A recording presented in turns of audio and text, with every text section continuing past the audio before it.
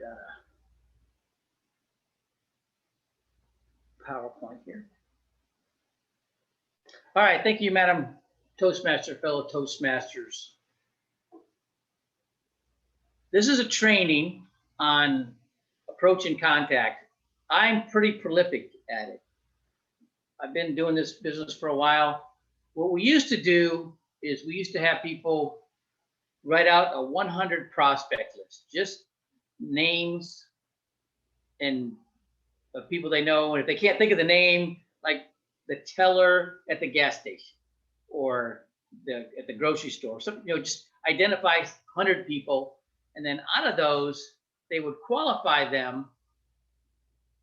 And they give them points for different categories: age 25 to 45, get a point for being married, for having children, for owning a house, for making over $45,000 a year, being entrepreneurial minded and dissatisfied. And then the ones that got the most categories checked would go on the top 25 list.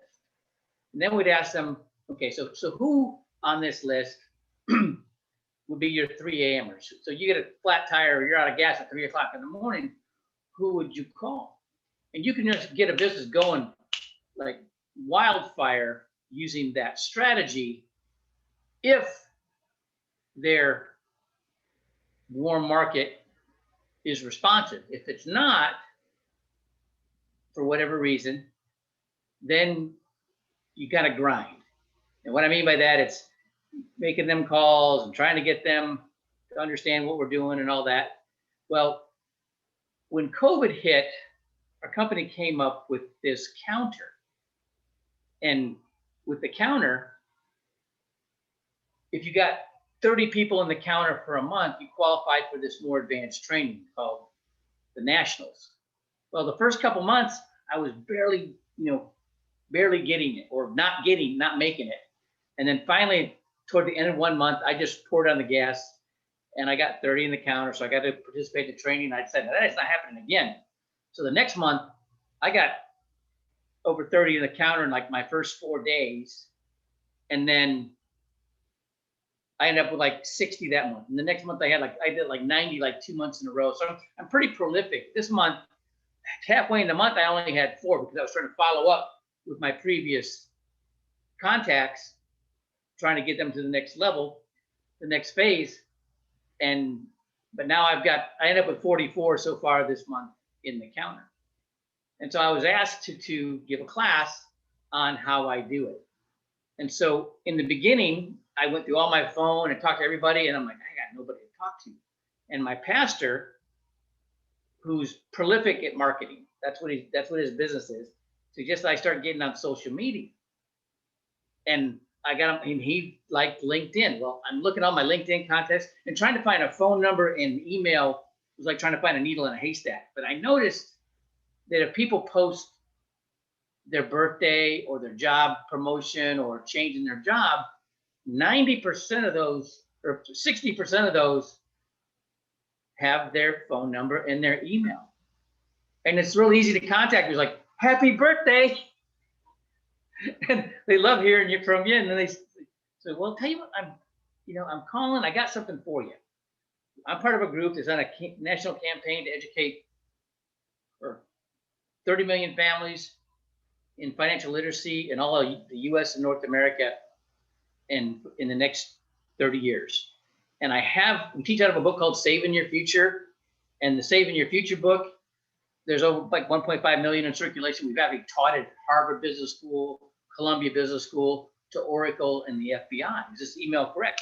And I sent it to them, and they're very receptive. And then when I follow up, I was concerned about the follow-up. I was like, I was like, get a little chicken, which I hate, and about following up, but I just did it. And it was very interesting. 90% of them haven't read it. They're like, they're all apologetic. I'm sorry.